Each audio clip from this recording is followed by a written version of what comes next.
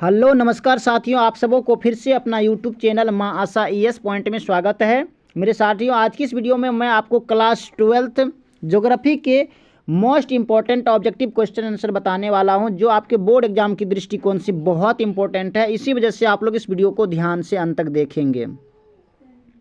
और अगर आप हमारे यूट्यूब चैनल पर नए आए हैं तो प्लीज़ इसको सब्सक्राइब करेंगे, लाइक करेंगे और अपने दोस्तों को भी शेयर करेंगे।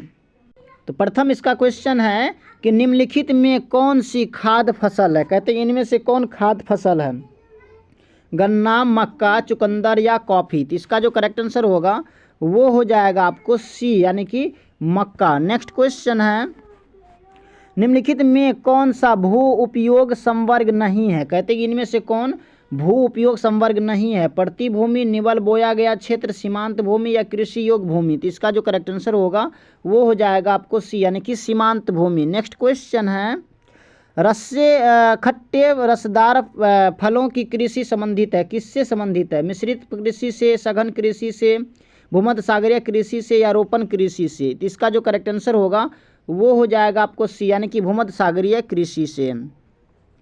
नेक्स्ट क्वेश्चन है कि निम्नलिखित में कौन सी रोपण फसल नहीं है। तो इसका करेक्ट आंसर क्या होगा, कॉफ़ी, गेहूं, गन्ना या रबड़। तो इसका जो करेक्ट आंसर होगा वो हो जाएगा आपको बी, यानी कि गेहूं। नेक्स्ट क्वेश्चन है, सहकारी कृषि अधिक फसल रही है कहाँ, रूस में, डेनमार्क में, नीदरलैंड में या भारत में। तो इसका जो करेक्ट आंसर होगा वो हो जाएगा आपको बी, यानी कि डेनमार्क में। नेक्स्ट क्वेश्चन है, यूरोप वासियों द्वारा अपने उपनिवेशों में किस प्रकार की कृषि का विकास किया था, मिल्फा, रोपण कृषि, मिश्रित कृषि या अंगूर की कृषि। तो इसका जो करेक्ट आंसर होगा वो हो जाएगा आपको बी, यानी कि रोपण कृषि। नेक्स्ट क्वेश्चन है, निम्न में से कौन सी एकल कृषि नहीं है, डेयरी कृषि, मिश्रित कृषि, रोपण कृषि या वाणिज्य अनाज कृषि। तो इसका जो करेक्ट आंसर होगा वो हो जाएगा आपको बी, यानी कि मिश्रित कृषि। नेक्स्ट क्वेश्चन है, निम्न प्रदेशों में से किसमें विस्तृत वाणिज्य अनाज कृषि नहीं की जाती है, अमेरिका एवं कनाडा के प्रेयरी क्षेत्र या अर्जेंटीना के पंपास क्षेत्र या यूरोपीय स्टेपी क्षेत्र या अमेजन बेसिन। तो इसका जो करेक्ट आंसर होगा वो हो जाएगा आपको डी, यानी कि अमेजन बेसिन। नेक्स्ट क्वेश्चन है, निम्नलिखित में से कौन से देशों में गेहूं व चावल की अधिक उत्पादकता की किस्में विकसित की गई थी, जापान तथा ऑस्ट्रेलिया में, मेक्सिको तथा फिलीपींस में या संयुक्त राज्य अमेरिका तथा जापान में या मेक्सिको तथा सिंगापुर में। तो इसका जो करेक्ट आंसर होगा वो हो जाएगा आपको बी, यानी कि मेक्सिको तथा फिलीपींस में। नेक्स्ट क्वेश्चन है, शुष्क कृषि में निम्न में से कौन सी फसल नहीं बोई जाती है। आपके सामने ऑप्शंस है रागी, ज्वार, मूंगफली या गन्ना। तो इसका जो करेक्ट आंसर होगा वो हो जाएगा आपको डी, यानी कि गन्ना। डी इसका करेक्ट आंसर होगा। अब नेक्स्ट क्वेश्चन है कि निम्नलिखित में कौन कृषि आधारित उत्पाद नहीं है। कहते हैं कि इनमें से कौन कृषि आधारित उत्पाद नहीं है, चीनी, नमक, कॉफ़ी या चाय। तो इसका जो करेक्ट आंसर होगा वो हो जाएगा आपको बी, यानी कि नमक। बी इसका करेक्ट आंसर होगा, नमक इसका करेक्ट आंसर होगा। नेक्स्ट क्वेश्चन है कि ब्राज़ील के कॉफ़ी बागान को क्या कहा जाता है, फेजेंडा, एजेंडा, मिल्फा या लदांग। तो इसका जो करेक्ट आंसर होगा वो हो जाएगा आपको ए, यानी कि फेजेंडा। नेक्स्ट क्वेश्चन है, निम्न में से कौन सी रोपण फसल नहीं है, रबड़, चाय, गन्ना या चावल। तो इसका जो करेक्ट आंसर होगा वो हो जाएगा आपको डी, यानी कि चावल। नेक्स्ट क्वेश्चन है, गेहूं की खेती के आदर्श तापमान कितना होना चाहिए, 5 डिग्री सेल्सियस से 10 डिग्री या 10 से 20 या 20 से 30 या 30 से 40 डिग्री सेल्सियस। इसका जो करेक्ट आंसर होगा वो हो जाएगा आपको 10 डिग्री सेल्सियस से 20 डिग्री सेल्सियस तक। नेक्स्ट क्वेश्चन है कि आज विश्व में लगभग कितने लोगों भरण पोषण चलवासी पशुचारण पर निर्भर है। कहते हैं कि आज विश्व में लगभग कितने लोगों भरण पोषण जो है चलवासी पशुचारण पर निर्भर करता है। तो 1 करोड़ या 2 करोड़, 3 करोड़ या 5 करोड़। इसका करेक्ट आंसर हो जाएगा आपको बी, यानी कि लगभग 2 करोड़।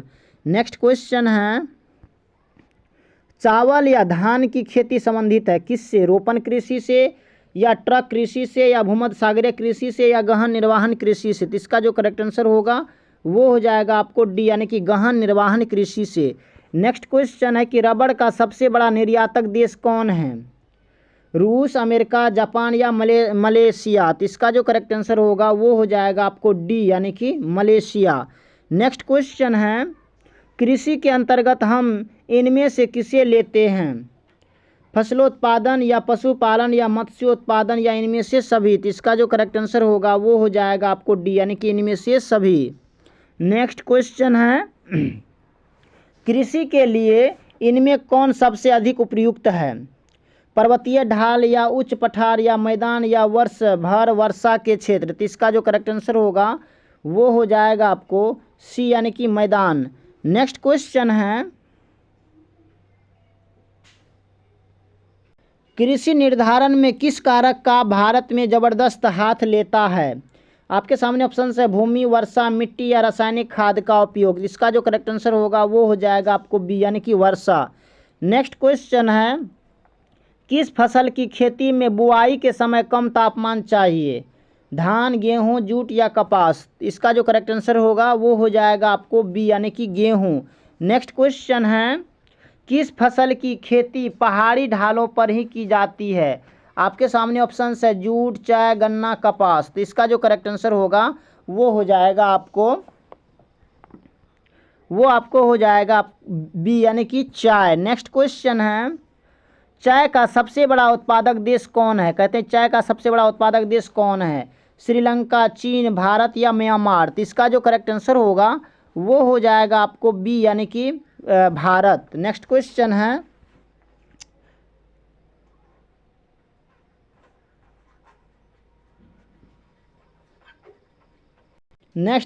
है कि निम्नलिखित में से कौन सा उद्योग दूसरे उद्योगों के लिए कच्चा माल तैयार करता है?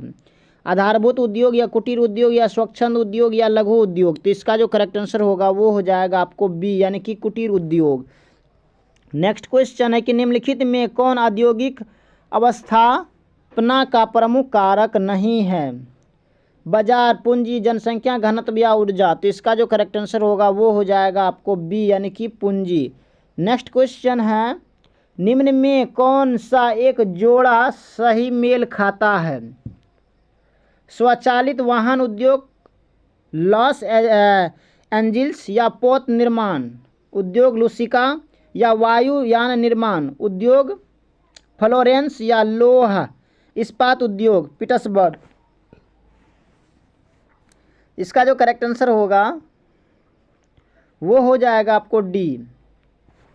नेक्स्ट क्वेश्चन है निम्नलिखित क्रियाकलापों में से कौन सा एक द्वितीयक सेक्टर का क्रियाकलाप नहीं है? आपके सामने ऑप्शन है इस्पात प्रगलन या वस्त्र निर्माण या मछली पकड़ना या टोकरी बुनाना। तो इसका जो करेक्ट आंसर होगा वो हो जाएगा आपको सी यानी कि मछली पकड़ना। नेक्स्ट क्वेश्चन है चॉकलेट में कौन सा पदार्थ उपयोग होता है? बहुत इंपॉर्टेंट क्वेश्चन है, कई बार पूछा भी गया है। कहवा या कोको या गन्ना या चुकंदर। तो इसका जो करेक्ट आंसर होगा वो हो जाएगा आपको बी यानी कि कोको। नेक्स्ट क्वेश्चन है निम्नलिखित में से कौन एक द्वितीयक सेक्टर का क्रियाकलाप है? टोकरी बुनना या मछली पकड़ना या कृषि या वानिकी। तो इसका जो करेक्ट आंसर होगा वो हो जाएगा आपको ए यानी कि टोकरी बुनना। नेक्स्ट क्वेश्चन है निम्न में से कौन सा एक जोड़ा सही मेल खाता है? लोह इस्पात उद्योग अहमदाबाद या सूती वस्त्र उद्योग जमशेदपुर या पेट्रो रसायन उद्योग मुंबई या चीनी उद्योग बरौनी। तो इसका जो करेक्ट आंसर होगा वो हो जाएगा आपको सी यानी कि पेट्रो रसायन उद्योग मुंबई। अब नेक्स्ट क्वेश्चन है कि निम्नलिखित में कौन तृतीय आर्थिक क्रियाकलाप है? खेती, व्यापार, बुनाई या आखेट। तो इसका जो करेक्ट आंसर होगा वो हो जाएगा आपको बी यानी कि व्यापार। नेक्स्ट क्वेश्चन है निम्नलिखित दक्षिण अमेरिकी देशों में कौन ओपेक का सदस्य है? तो क्या होगा चिली, ब्राज़ील या पेरू या वेनेजुएला। तो इसका जो करेक्ट आंसर होगा वो हो जाएगा आपको डी यानी कि वेनेजुएला। नेक्स्ट क्वेश्चन है निम्नलिखित क्रियाकलापों में किसमें उच्च स्तरीय अन्वेषण सम्मिलित किए जाते हैं? आपके सामने ऑप्शन है प्राथमिक क्रियाकलाप, द्वितीय क्रियाकलाप, चतुर्थ क्रियाकलाप या पंचम क्रियाकलाप। तो इसका जो करेक्ट आंसर होगा वो हो जाएगा आपको डी यानी कि पंचम क्रियाकलाप। नेक्स्ट क्वेश्चन है, विश्व का सबसे बड़ा तृतीय क्रियाकलाप कौन सा है? कहते हैं विश्व का सबसे बड़ा तृतीय क्रियाकलाप कौन सा है? खनन, पर्यटन, गायन या शिक्षण? तो इसका जो करेक्ट आंसर होगा वो हो जाएगा आपको डी यानी कि शिक्षण। नेक्स्ट और अंतिमा क्वेश्चन है, निम्नलिखित कथनों में से कौन सा एक सत्य नहीं है? बाह्य स्त्रोतन दक्षता को बढ़ाता है और लागतों को घटाता है, या कभी कभार अभियांत्रिकी और विनिर्माण कार्यों की भी बाह्य स्त्रोतन की जा सकती है। बीपीओज के पास केपीओज की तुलना में बेहतर व्यावसायिक अवसर होते हैं, या कामों के बाह्य स्त्रोतन करने वाले देशों में काम की तलाश करने वाले में असंतोष पाया जाता है। तो मेरे डियर स्टूडेंट, आप इसका आंसर हम बिल्कुल नहीं बताने वाले हैं, आप लोग इसका आंसर बताएंगे कि इसका आंसर क्या होगा। बाकी इनमें से आपका कितना सही हुआ है आप हमें कमेंट में बताएंगे। अगर आपको ये वीडियो अच्छा लगा होगा तो प्लीज़ आप अपने दोस्तों को भी शेयर करेंगे। बाकी thanks very much, all the best. फिर मिलते हैं आगे की वीडियो में, तब तक के लिए जय हिंद।